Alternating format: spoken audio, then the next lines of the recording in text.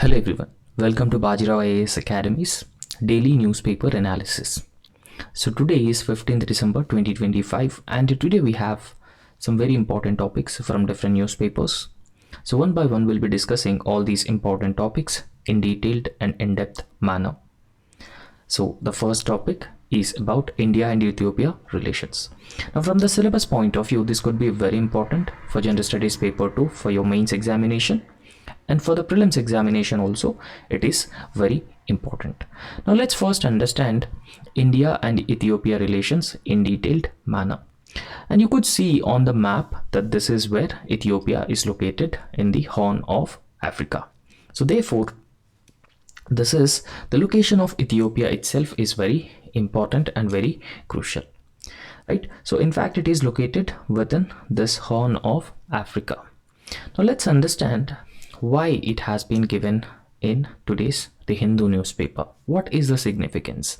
How Ethiopia as a whole important for India? And in fact, what is the importance of African continent for India? So why India need to engage permanently with the African continent? So we'll be understanding everything in detailed manner. So first understand that if you look at the population of Ethiopia, which is 109 million, right? So as per 2024 data, so the total population of Ethiopia is 109 million. Now, in fact, Ethiopia is actually one of the Africa's fastest growing economies. Now, in fact, such a huge population can actually provide a good market for India. First thing. Second thing, if you take African continent as a whole, within African continent, Ethiopia is a fast growing major economy. So apart from that, as I've already told you that Ethiopia is part of our Horn of Africa. So therefore, it is a pivotal state in the Horn of Africa region. However, first thing that we need to consider about Ethiopia is its strategic location. Right? So if you look at Ethiopia, its location, it's like a heart of Africa, heart of African continent. So therefore, it is rightly described as the strategic location in the entire African continent. And Ethiopia is also known for its manufacturing. And Ethiopia is also having a huge renewable energy potential. So in terms of solar energy, wind energy, and even biomass production. So therefore, it is actually having a huge renewable energy potential. And apart from that, we also have the African Union. So African Union, a very important organization within the African continent. And this Ethiopia has the headquarters of the African Union. So because of all these reasons, Ethiopia can become a very important and a pivotal partner for India in the African continent.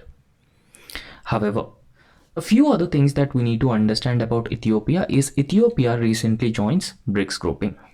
India is a founding member and a very important country in the BRICS grouping. So recently, Ethiopia also became part of the BRICS grouping. So in fact, India-Ethiopia relations are entering into a renewed and even strategically significant phase.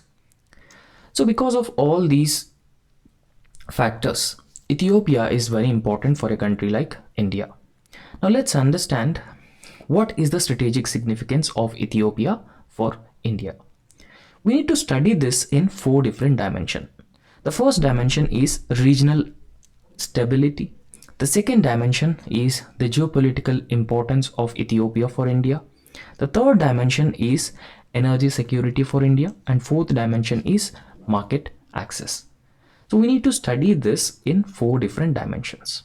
However, now regional stability in Africa and West Asia is very important, and Ethiopia can actually play a very important role because Ethiopia has an effective military, and this effective military and the strategic location of Ethiopia within the African continent gives it a central role in conflict-prone Horn of Africa region. So this is the first thing. And India is also having important stakes over the conflict resolution in the African continent. Stability in African continent, West Asia is very important for India's energy security, first thing. Secondly, we have to understand this from the geopolitical significance as well. Now, Ethiopia is very close to Red Sea. So Red Sea is known for the communication, the traffic. So therefore, Red Sea is also known for the conflicts. And Indian naval presence is there near the Red Sea because the Red Sea as a region has been facing a lot of challenges. For example, this Hamas conflict, Houthis, rebels are there, and even there is a piracy problem. So therefore, in this context, Ethiopia is actually having the central position, and it is very close to the trade routes despite being a landlocked country. Third, the energy potential. We have just discussed that Ethiopia is having a huge renewable energy potential. So Ethiopia can actually produce a large scale hydropower, and in fact, it is the future of regional energy exporter within the African continent and beyond also. So therefore, we have to understand the energy potential of Ethiopia within the African continent and then the market access. Now we just have understood that the total population of Ethiopia is 109 million. A huge population means it can actually provide a good market for India. So under African CFTA, so Ethiopia actually offers Indian firms access to the continental African markets. So therefore, these are four different heads that we need to study India's engagement or Ethiopia's overall importance for India. Now let's understand the historical background of India and Ethiopia relations. So first thing is that both India and Ethiopia have a deep civilizational and educational relations. So how? So let's understand this. Now, in fact, Indian teachers have contributed to Ethiopia's education, right? So for over a century that Indian teachers have contributed for the development of Ethiopian education system and thereby shaping the academic foundations in Ethiopia. So therefore this is a one significant aspect. Secondly, now in fact Ethiopia was known as the pilot country by 2007, right, because of its Pan-African e-network project. Now in fact IIT Delhi has supported the tele-education in the African continent. So one of the largest African student communities in India, including the highest number of the African PhD students. And graduates from Indian supported programs helped staff newly established Ethiopian universities.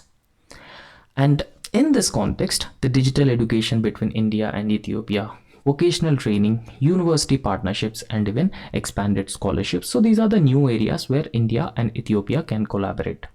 Already, India and Ethiopia, in particular, India and Africa in general, are collaborating in the field of education in several ways, right? So we have already seen this. For example, the Pan-African e-network project supported by IIT Delhi.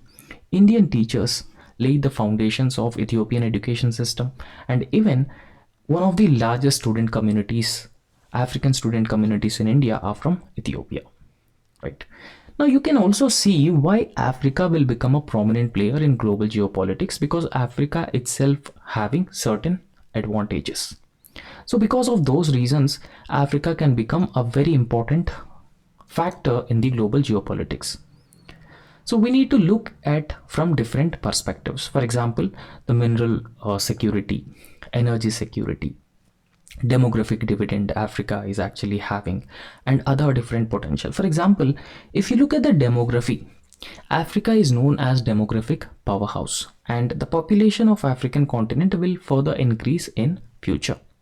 So it is expected that the population in the entire African continent will reach 2.5 billion by 2050.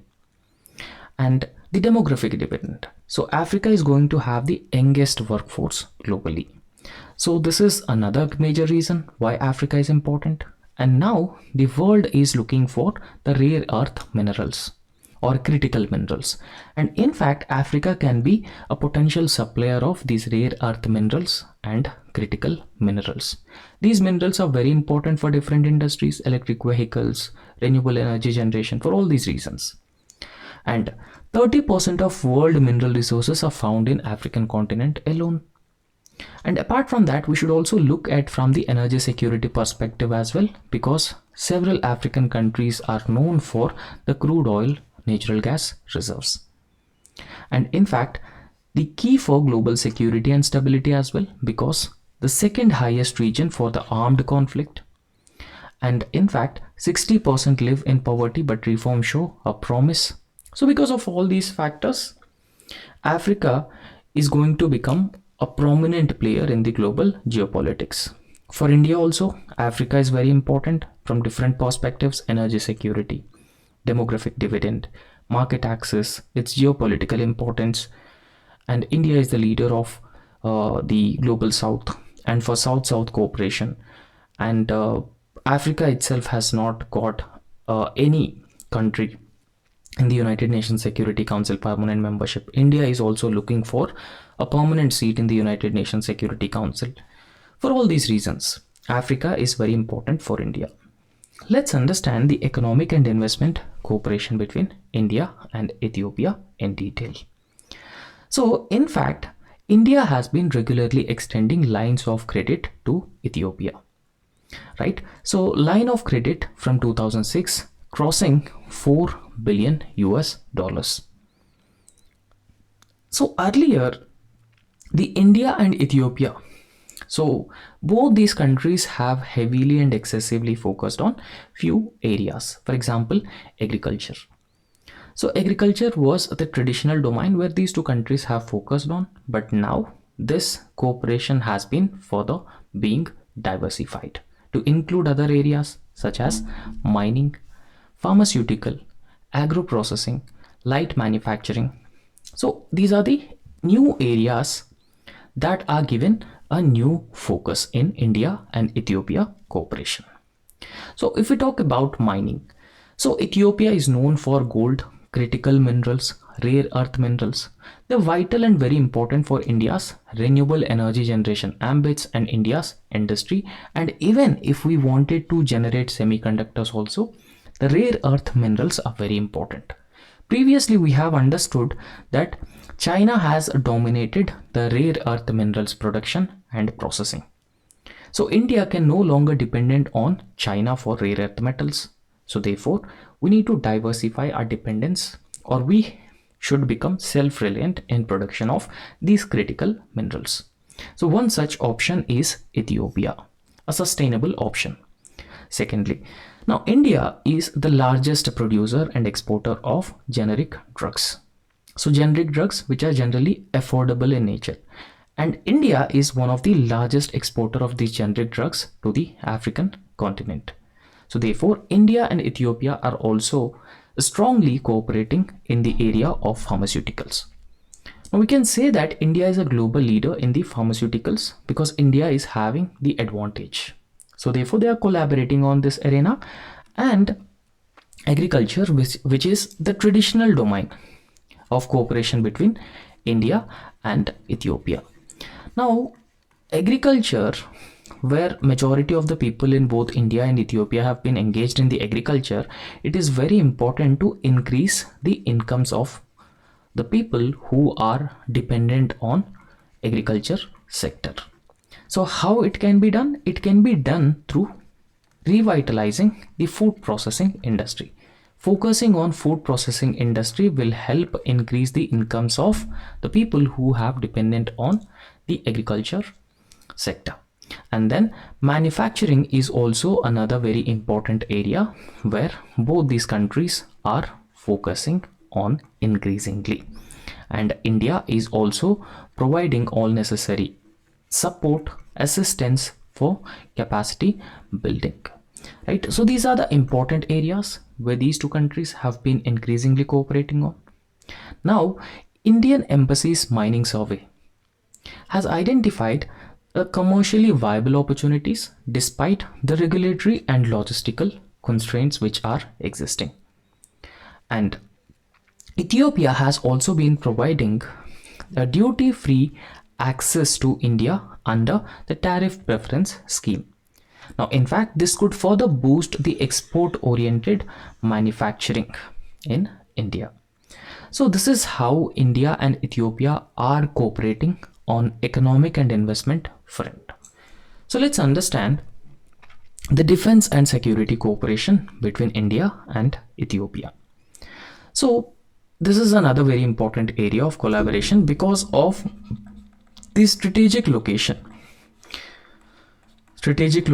of Ethiopia. So we all knew that Ethiopia is very close to Red Sea. We have discussed about that. Now Red Sea is known for the trade routes. It is an important trade route. However, Red Sea is also facing the traditional threats such as piracy is a problem, right? And terrorism is also a problem. And then regional conflicts is also another major problem. So as of now, India is known for the net security provider in the region. So India to maintain a net security provider in the region, so a strong cooperation with a country like Ethiopia is very important, and Ethiopia is also a very important country in the Horn of Africa region, right? So because of all these reasons, there needs to be a strong defense cooperation between India and Ethiopia that is necessary. Now, if you look at India and Ethiopia defense relations, they're dating back to 1956 because India helped Ethiopia to establish Harare Military Academy way back. So in fact, since 2009 onwards, this year onwards, 2009 onwards, Indian defense teams have been trained Ethiopian forces regularly. So therefore, a strong military and security cooperation has already established way back between these two countries. However, Ethiopia has been asking India to help Ethiopia to modernize aging Soviet era equipment after a prolonged internal and regional deployments that Ethiopia has already made, because with respect to India, India has already has a huge technical know-how with respect to the Soviet made weapons, because even now also Russia is the largest supplier of defense equipment for India, so this could be another reason. However, so India's cost-effective, battle-tested defense platforms, they actually offer a viable solution for Ethiopia, right? And a memorandum of understanding has also been signed on the defense cooperation between these two countries. And the first joint defense cooperation committee meeting provide the institutional momentum for strong defense cooperation between India and Ethiopia's future defense partnership.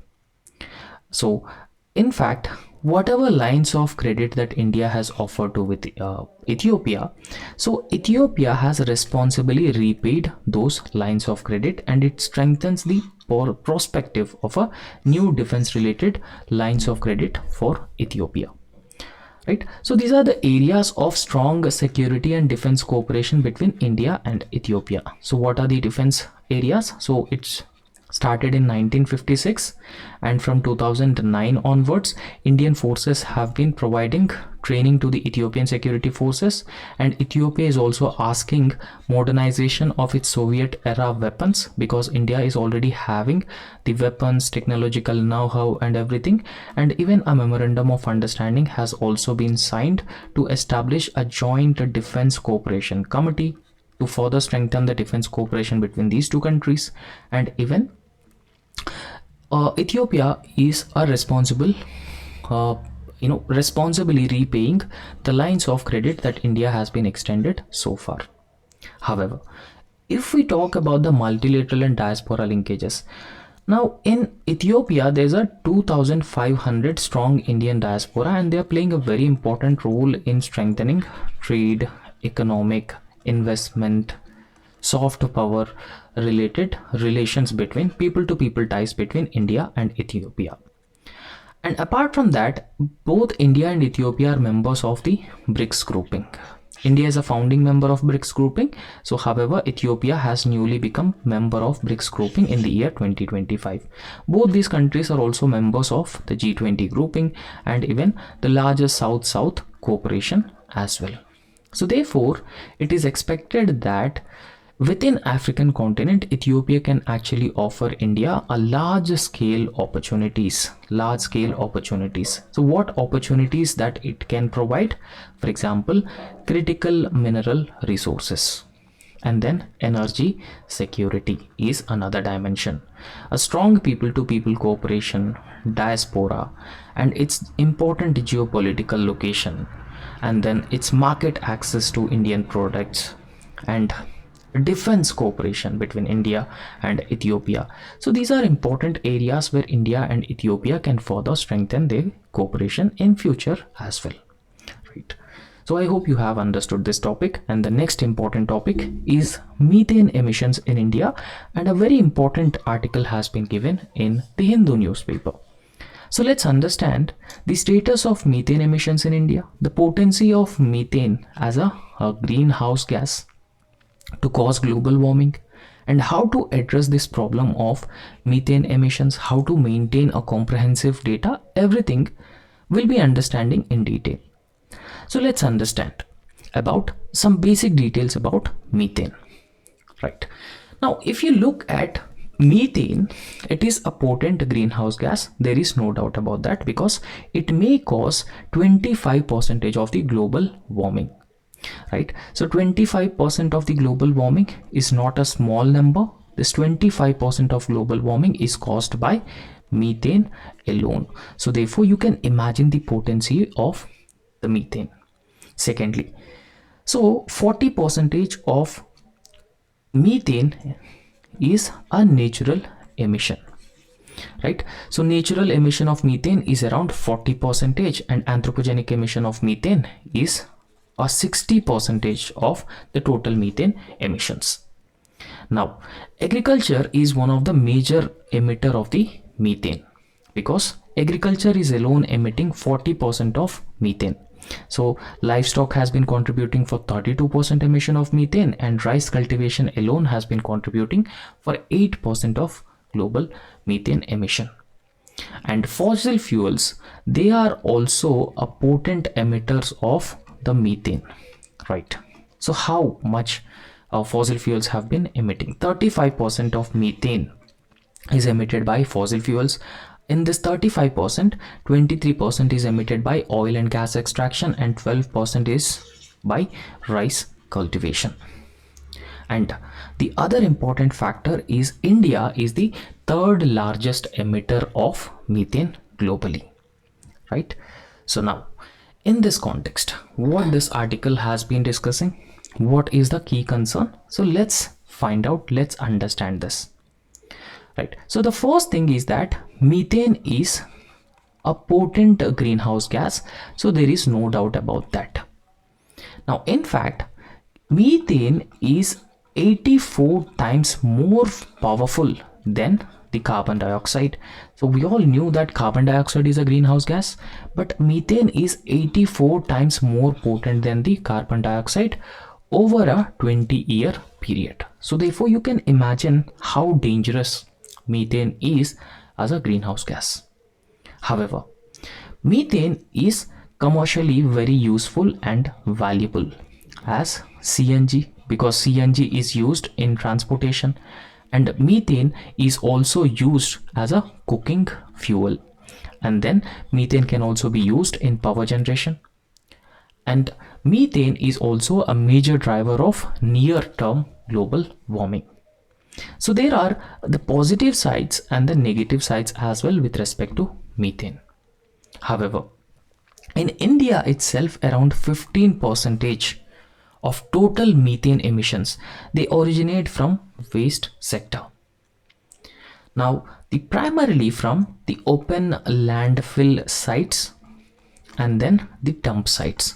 So these are the primary contributors of methane, the anthropogenic emitters.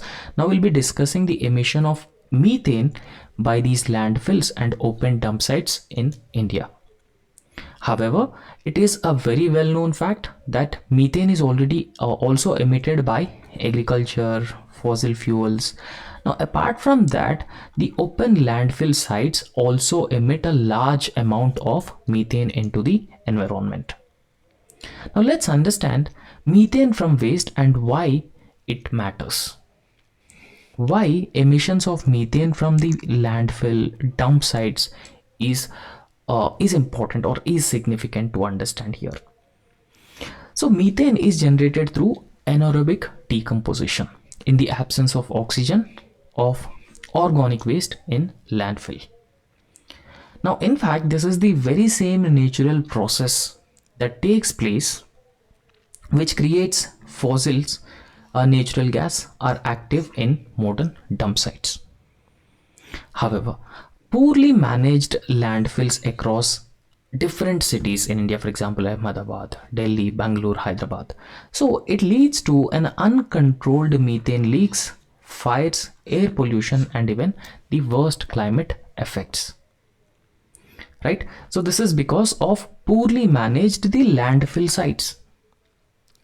And so managing the landfill methane would support climate mitigation, clean urban environments, and even energy recovery through biogas and bio-CNG can also be a possibility.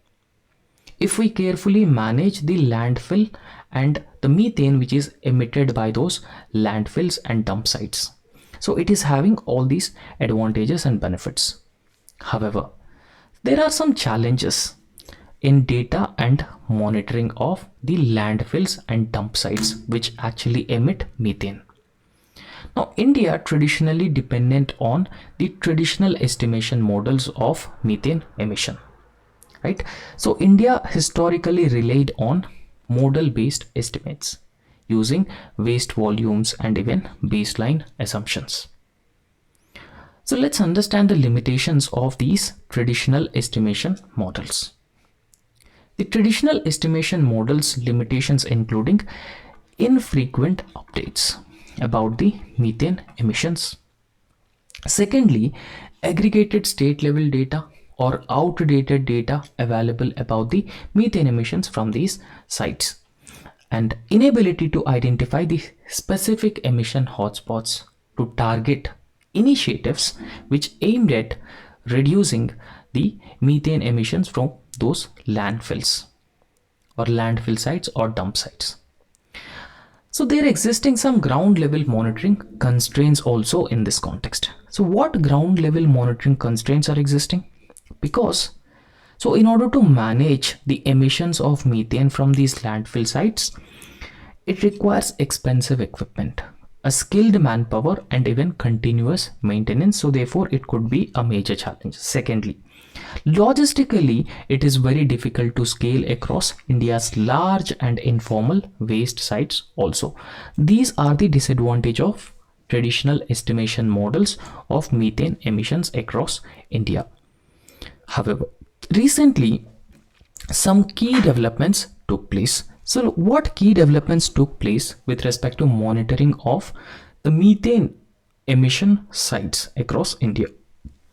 In 2023, ISRO has conducted a detailed survey, used satellite data to quantify the anthropogenic methane emissions across India. And this study has identified major hotspots. So what hotspots have been identified?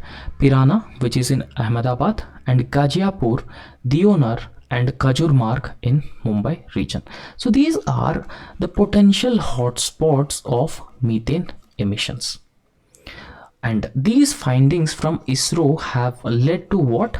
These findings from ISRO led to National Green Tribunal initiating the ground investigation of the methane emissions from these areas.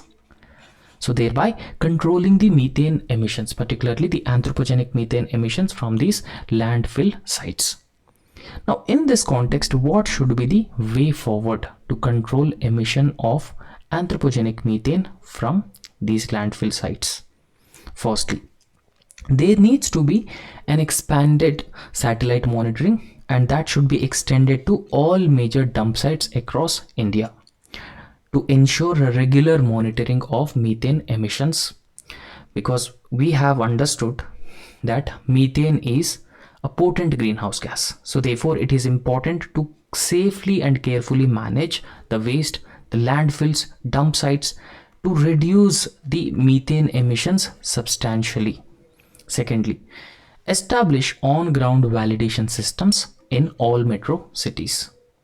So they need to validate that the dump sites, landfill sites are carefully and sustainably managed to reduce the emissions of methane, and create a standardized data sharing portals envisioned in revised municipal waste guidelines, and greater methane targets into integrate the methane targets into Swachh Bharat mission and align the Gobardhan scheme.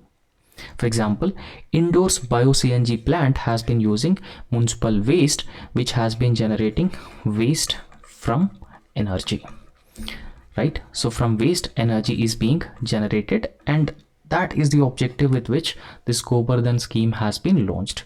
So understand all the positive sides of methane and make sure that whatever benefits that we have from the methane and this waste should be converted into those potential benefits, and at the same time substantially reducing the harm or negative effect caused by methane emissions, particularly anthropogenic methane emissions across India. So for that to happen, there is a need for a safe management, safe handling of waste, so that will minimize or prevent the emission of methane. Now let's understand another very important thing. Now we all have been aware about the Mahatma Gandhi National Rural Employment Guarantee Scheme. The government has been planning to rename this as Poojya Bapu Gramin Rojkar Yojana. So as of now, if we talk about the Manrega program, so this is 100 days of legal guarantee of work provided by the government to every rural household, adult rural household, who is ready to do an unskilled labor work. So therefore, how many days? 100 days of legal guarantee of work will be provided to every rural household. And Mahatma Gandhi National Rural Employment Guarantee Scheme has the statutory status. So it has been recognized with the statutory status through 2005. So therefore, the Union government has decided to introduce a bill in the winter session of the Parliament to rename this Manrega scheme as Poojya Bapu Gramin Rojkar Yojana. Now, apart from that, the bill will also make some important changes within the Manrega program, such as employment days, eligibility norms, funding structure based on the expert panel recommendations about the Manrega program. Now, when it has been provided statutory status, it is mandatory on the part of the government to continue this program. So irrespective of the government which is in power, every government must continue to provide 100 days of legal guarantee of work to every unemployed rural household who is willing to do an unskilled manual workforce. Now, let's understand the proposed renaming and legislative move of this Manrega as Poojya Bapu Gramin Rojkar Yojana. Now, as I've already discussed that in the year 2005, a legislation is passed to provide this statutory status to Mahatma Gandhi National Rural Employment Guarantee Scheme, and it will be renamed as Poojya Bapu Gramin Rojkar Yojana. Now, let's understand. So there was a committee.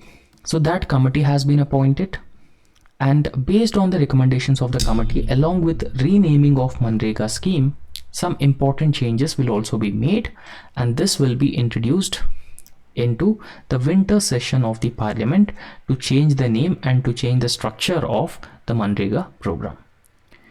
However, the original Manrega scheme was passed in the year August 25, 2005. So therefore, this is a rights-based welfare program that the government has launched. Now the government also aimed to restructure, for example, the number of employment days, unemployment allowance, the funding patterns, and the wage structure. So everything will be restructured and recalibrated and through this new bill. Now, any amendment will require the parliamentary approval underlying a legislative scrutiny as well. However, this move from the union government has sparked a debate whether A symbolic changes should be accompanied by substantive reforms within the Manrega program. So let's understand in detail. So as I have already told you that this Manrega Act was passed in the year 2005. This is a rights-based welfare program.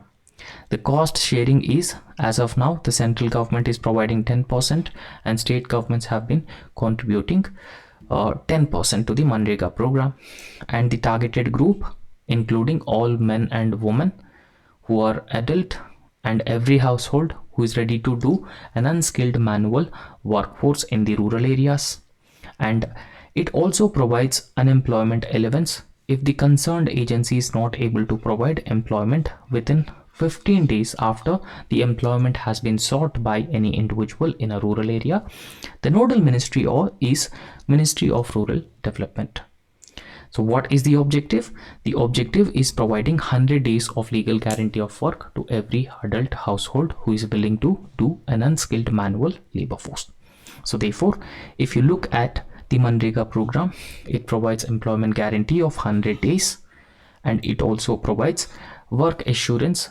So it also provides unemployment allowance as well if the government is not able to provide any wage seeker or employment seeker an employment within 15 days. And then the Manrega program is implemented by the local governments. For example, the panchayats will take up the responsibility of implementing the Manrega program, and social audit is also mandatory within the Manrega program. And then it focuses on empowering the marginalized communities, including the women and the poorer sections of the grassroots level, and it reduces poverty, and it also results in rural economic resilience, and it also prevent distress rural urban migration as well. These are the objectives with which Manrega program has been launched, right? Now let's understand other key factors about the Manrega program. So Manrega is a rights-based employment scheme and it is also demand driven. It provides 100 days of legal guarantee of work to every rural household. What is the objective?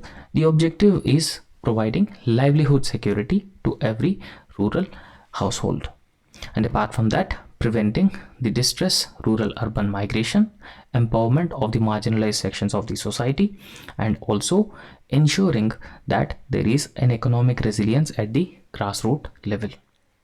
And in fact, if you look at the coverage, every unskilled manual,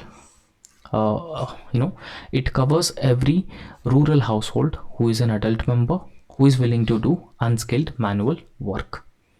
So wages, they are linked to the state notified minimum wages, the nodal Ministry of Rural Development, and it is implemented or executed through the Gram Panchayat at the local level, and conducting social audit is also mandatory within the Manrega program, and they should be mandatory records and even grievance redressal as well. However, Manrega is considered as an economic stabilizer during agrarian distress and even economic downturns as well. So that's all for today, and thank you so much. I hope you have understood. If you have any suggestions, please write those suggestions in the comment section, and also subscribe our YouTube channel and like the video. Thank you.